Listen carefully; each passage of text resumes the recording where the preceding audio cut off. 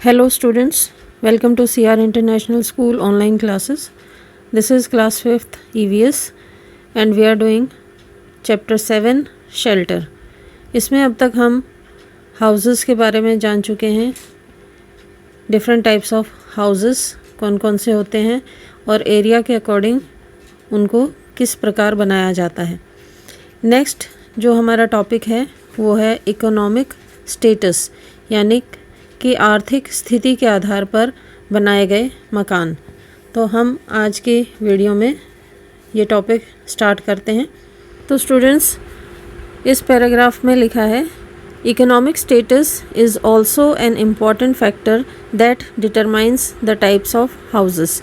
यानी कि जो आर्थिक स्थिति होती है किसी भी इंसान की, वो भी एक प्रमुख कारण होती है कि वो किस तरह का घर बनाता है. हर इंसान अपने पॉकेट के हिसाब से अपने मकान में पैसा लगाता है, यानी उसके पास जितना धन है उसी के आधार पर वो अपना मकान छोटा, बड़ा या आलीशान बनाता है. The people of high economic status live in bungalows और अपार्टमेंट्स. जिन लोगों के पास बहुत अधिक धन होता है वो बंगलो या अपार्टमेंट्स जो होते हैं बड़े बड़े बिल्डिंग्स में, उनमें रहते हैं. अब बंगलो में भी सिंगल स्टोरीड और डबल स्टोरीड. जो बंगलो होता है वो सिंगल स्टोरीड हो सकता है या फिर डबल स्टोरीड, यानी 2 फ्लोर वाला या सिंगल फ्लोर वाला. It is quite spacious with a wide veranda and a lawn. और इस तरह के बंगलों में बहुत ज़्यादा स्पेस होती है, खुला होता है, वहाँ पर वरांडा होता है, लॉन होता है और सारी फैसिलिटीज़ आलीशान होती हैं. तो ये जो बंगलो होते हैं ये बहुत अधिक इकोनॉमिक स्टेटस वाले, हाई स्टेटस वाले लोगों के द्वारा बनवाए जाते हैं. The people of high economic status also live in big apartments in cities. जो हाई इकोनॉमिक स्टेटस वाले लोग होते हैं, यानी कि जिनके पास बहुत अधिक धन होते हैं, वो लोग इन तरह के बड़े बड़े घरों में रहते हैं जो कि अपार्टमेंट्स होते हैं इन सिटीज़ यानी शहरों में. These apartments are multi storeyed and have independent houses called flats. यहाँ पर आप अपार्टमेंट्स की पिक्चर देखिए. इसमें बहुत सारे फ्लोर्स होते हैं बिल्डिंग में और हर फ्लोर एक इंडिपेंडेंट फ्लैट होता है और ये लोगों के द्वारा इंडिपेंडेंट ख़रीदा जाता है. ऐसे घरों को बहुत अच्छी सुख सुविधा के साथ बनाया जाता है. यहाँ की जो फर्निशिंग होती है बहुत सुंदर होती है और उस पर बहुत अधिक धन खर्च किया गया होता है. तो ऐसे जो लग्जरियस फैसिलिटीज़ इन घरों में पाई जाती है वह केवल जो हाई स्टेटस वाले लोग होते हैं उनके द्वारा ही खरीदे जा सकते हैं. इनको जो गरीब लोग हैं उनकी आर्थिक स्थिति के कारण वो इस तरह के घरों में नहीं रह सकते और ख़रीद भी नहीं सकते. तो ये जो फ्लैट्स होते हैं यहाँ पर आप अलग अलग तरह के देख सकते हो.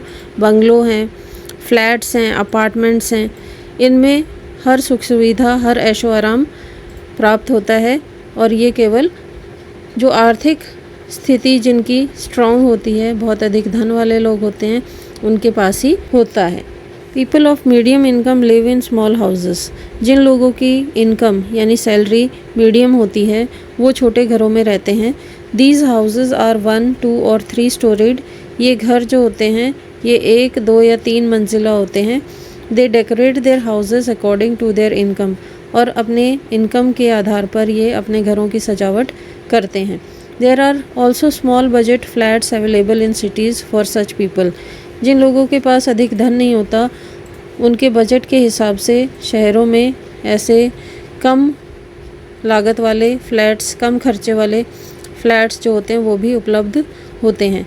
यहाँ पर आप 2 स्टोरीड हाउस और स्मॉल बजट फ्लैट्स भी देख सकते हैं.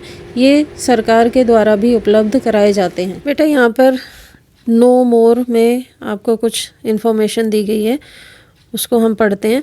Some families in Netherlands live on boats called barges.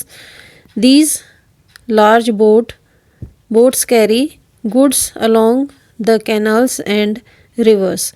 जो नीदरलैंड कंट्री है वहाँ पर लोग बर्जेस नाम के जो सेलिंग बोट्स होती हैं उनमें रहते हैं और इन्हीं में वो सामान कैरी करके नदी के रास्ते या नहरों के रास्ते इधर उधर घूमते हैं।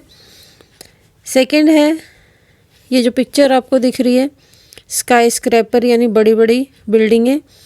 A tall building with many stories is called a sky scraper.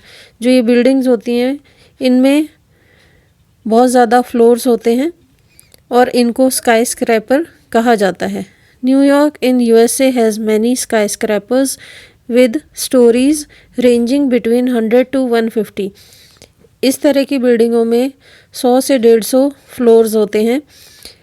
That's why New York is called the city of scrapers. इसलिए न्यूयॉर्क को सिटी ऑफ स्क्रैपर्स के नाम से भी जाना जाता है।